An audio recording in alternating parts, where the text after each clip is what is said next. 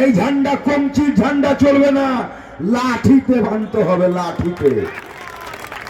কোমরকে ঢিলা করে দিতে হবে নির্বাচন কমিশনে। মানুষকে নিয়ে ছেলা কালামো করছো, আর তুমি নিরাপত্তা নিয়ে ঘেরাটোপের মধ্যে আছো না। তুমি আকাশে আছো, পাতাল থেকে ছেঁচড়ে বের করবো, পাতাল থেকে বের করবো। আর আইন কার জন্য? মানুষের জন্যই। তুমি নিজেই জানো না কখন কি বলছো।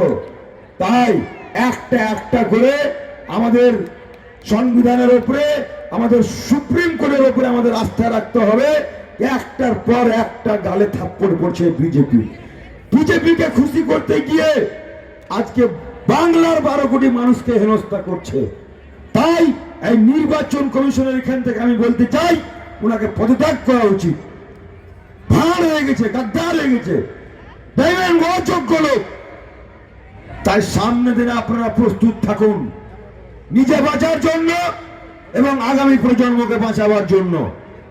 যাই হোক, বলার অনেক কিছু ছিল, আমি শুধু ইশারায় বলবো, 19 তারিখে ফাইনাল লিস্ট বের হবে।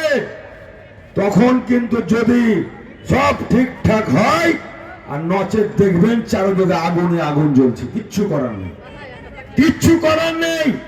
এই ধুক ধুক করে মরার চাইতে লড়াই করা মরা আমি মনে করি জীবনের সার্থক।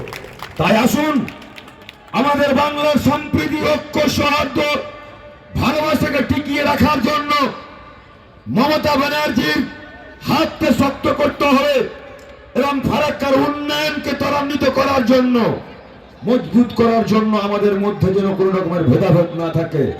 আমাদের মধ্যে যেরকম